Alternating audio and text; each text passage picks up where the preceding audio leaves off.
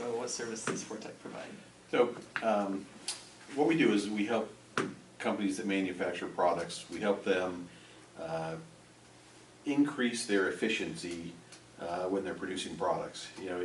Like you'll have an assembly line that's making little Tide Pods, and inevitably equipment will break down, or product will get jammed up in there, or whatever it might be. Things happen during the manufacturing process.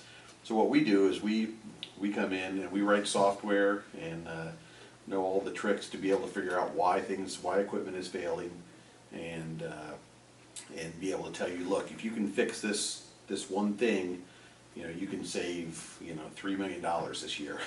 Wow. So we can come in and really help them pin down how to be more efficient at manufacturing. Awesome. So, and we do that by writing software, collecting data from the manufacturing floor, and writing software and providing tools that they can use to do that.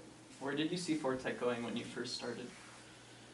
Well, when I first started, I was just interested in making sure I, could survive and feed myself and keep my own life going. But quickly realized there was a market for doing this with more people, and as more work came on, I realized I had to hire people, and it was either grow and keep up with all the demand that I had for doing what I did, or they were going to find someone else to do it.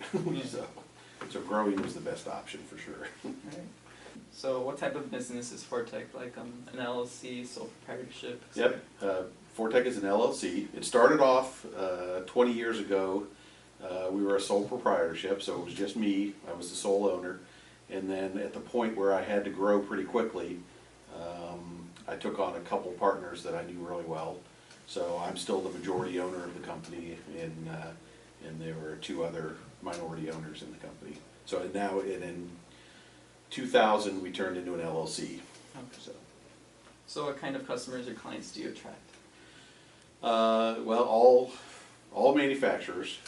So mainly large manufacturers. So typically the smallest manufacturer we would have would maybe be a $500 million company. But typically it's a larger company doing a lot of consumer product manufacturing, kind of high speed, lots of product going on the lines, because that's where you really get a good payoff for what we do. Yeah. It's easy if you can solve a few problems to save a lot of money. Has anything happened while you were in business that greatly reduced or increased demand? Yeah, greatly reduced. I mean, manufacturing, went through a really slow period, a few years back, and so I mean that a lot of companies were reducing the spending on the kind of systems that we do. So yeah, there were some pretty tight times, 3 years ago, 2 years ago. It's coming back strong now, we're seeing, so that's good. But yeah, I mean, it's a lot of companies, a lot of small companies that we work with that do similar things to us didn't make it through that. Do you put in more or less hours than you had anticipated? More, but it's a different kind of hours. It's, when you own a company, you're basically always working. It's just, or you always need to be available to work. So, it's not I try and only put in about a 40-hour day here at the office. But, if anything comes up, now with smartphones, emails are coming in all the time, and so, you really have to react. Anytime you're not sleeping, you're checking emails every once in a while, answering emails, and still keeping business going. So you are kind of working all your waking hours, even though it's not the same as, you're not doing 100%. You're answering some emails, and then you're watching some TV or eating a meal, and then that kind of thing. But yeah, it's more hours. It's more than 40 hours a week for sure. What are the most rewarding and challenging things about running a business? Well, I mean, it's great, having a group of people. We're about 16 or 17 engineers right now, and just knowing all of their families intimately. We're a close group.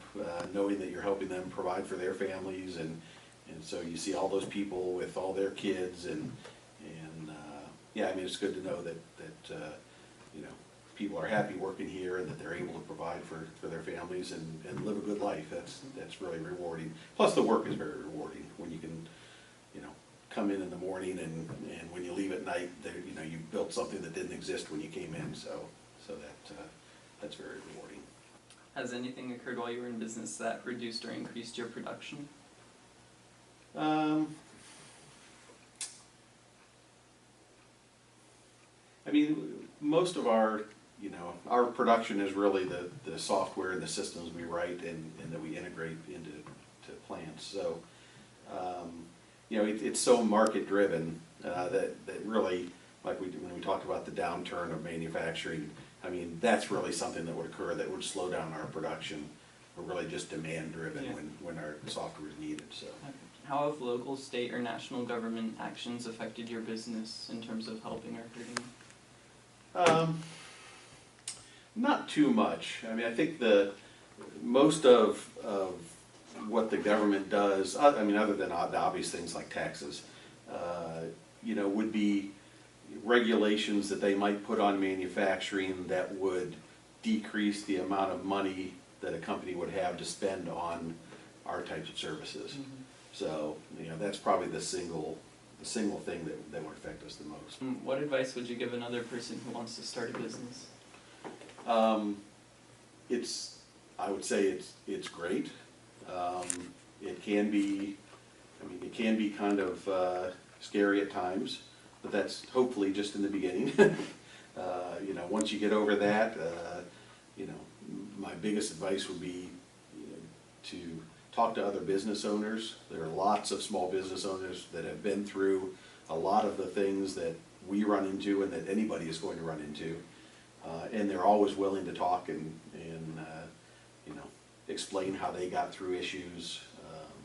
So there's a lot of resources out there to help small businesses just among your peer businesses. So that's the biggest piece of advice I would give is just get in good, you know, network with other small business owners and learn off of their mistakes and learn off of their successes.